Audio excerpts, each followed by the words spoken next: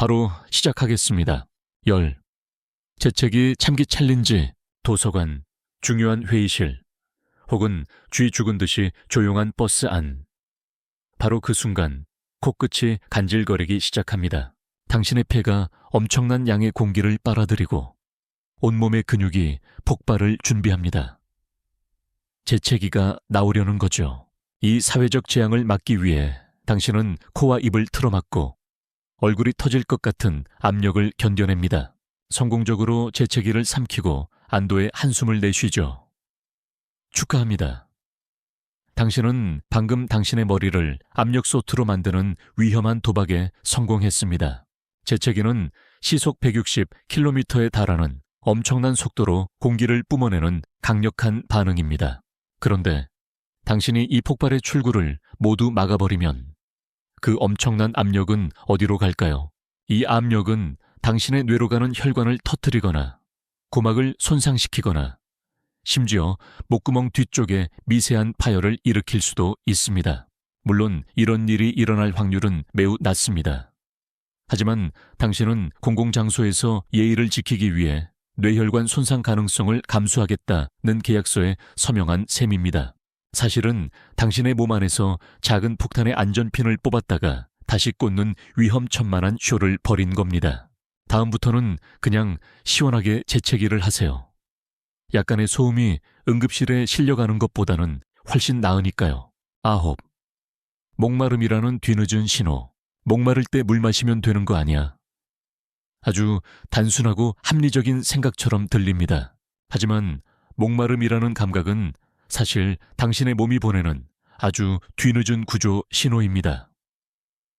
이미 몸에 비상사태가 발생했다는 경고등이죠. 당신이 목마르다라고 느낄 때 당신의 몸은 이미 체중의 1에서 2%에 해당하는 수분을 잃은 상태, 즉 탈수 상태에 접어든 것입니다. 이 정도의 가벼운 탈수만으로도 우리의 뇌 기능은 현저히 저하됩니다. 집중력이 떨어지고 두통이 생기며 기분이 짜증스럽게 변하고 심지어 당위 기억력에도 문제가 생길 수 있습니다. 당신의 뇌는 말 그대로 약간 쪼그라들어서 제 기능을 못하게 되는 겁니다. 자동차의 엔진 오일 경고등을 생각해 보세요. 경고등이 켜졌을 때 오일을 넣어도 당장 차가 멈추지는 않겠지만 이미 엔진에는 미세한 손상이 가해지기 시작한 상태입니다. 목마름을 기준으로 물을 마시는 것은 집에 불이 활활 타오르는 것을 보고 나서야 소화기를 사러 달려가는 것과 같은 어리석은 행동입니다. 8. 잠을 훔쳐가는 작은 스크린. 하루의 모든 일이 끝나고 드디어 침대에 누웠습니다. 방 안의 모든 불은 꺼졌지만 단 한 곳 당신의 얼굴만은 스마트폰의 푸른빛으로 환하게 빛나고 있죠. 딱 10분만 더 라고 다짐하지만 당신도 알고 있습니다. 그 10분은 1시간이 될 거라는 걸. 이 작은 스크린은 단순한 시간 도둑이 아닙니다. 당신의 잠을 통째로 훔쳐가는 전문 터리범입니다. 문제는 블루라이트라고 불리는 이 푸른 계열의 빛입니다.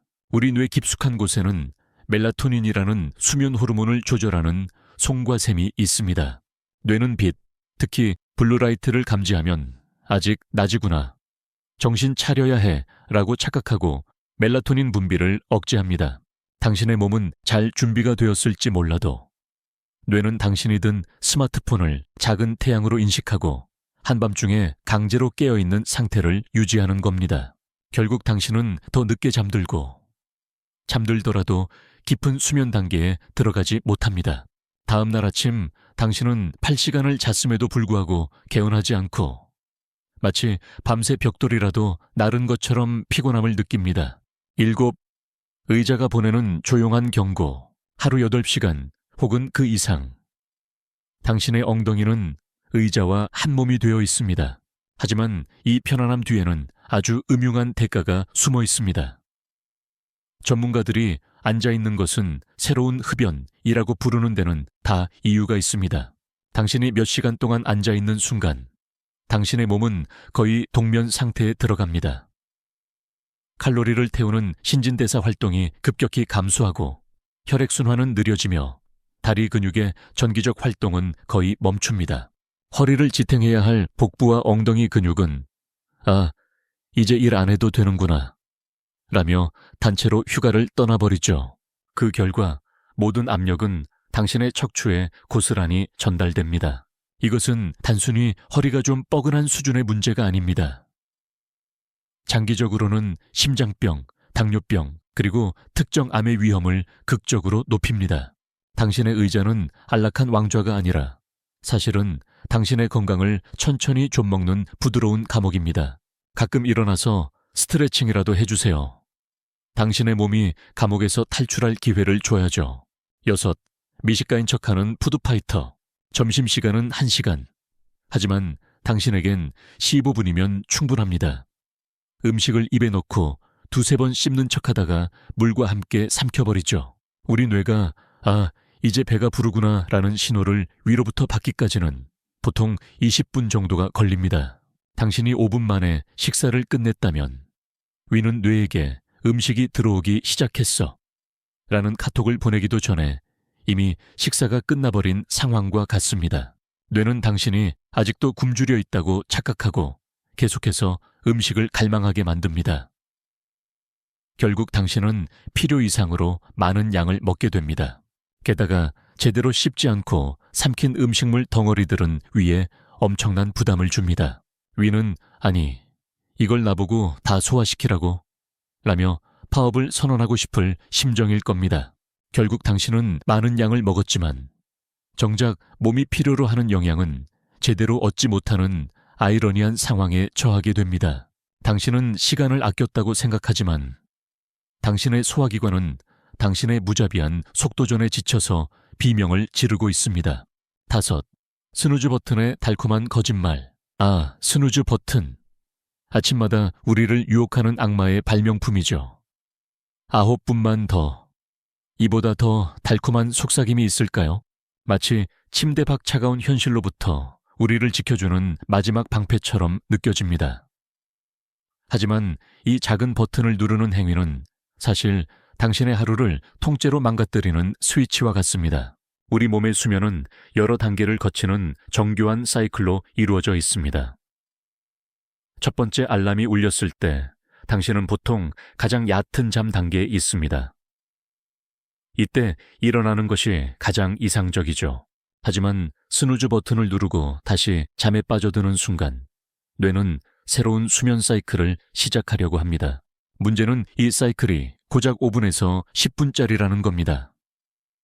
제대로 된 깊은 잠에 들기도 전에 두 번째 알람이 울리며 이 사이클을 무참히 끊어버립니다. 이것은 수면 관성이라는 현상을 최악으로 만듭니다. 얕은 잠에서 깨는 것과 깊은 잠에서 강제로 깨어나는 것은 차원이 다른 문제입니다. 후자는 마치 술에 취한 상태처럼 정신이 몽롱하고 판단력이 흐려지며 온종일 피로감을 느끼게 합니다.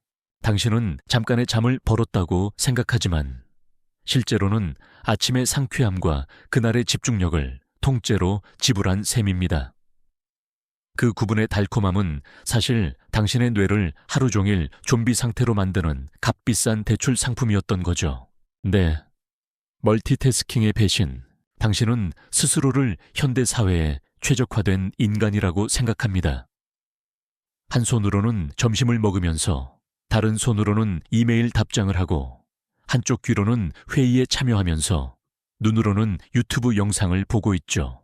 우리의 뇌는 사실 멀티태스킹을 하도록 설계되지 않았습니다. 당신이 동시에 여러 가지 일을 처리한다고 믿는 그 순간 뇌는 사실 이 일에서 저 일로 미친 듯이 채널을 돌리고 있는 것과 같습니다.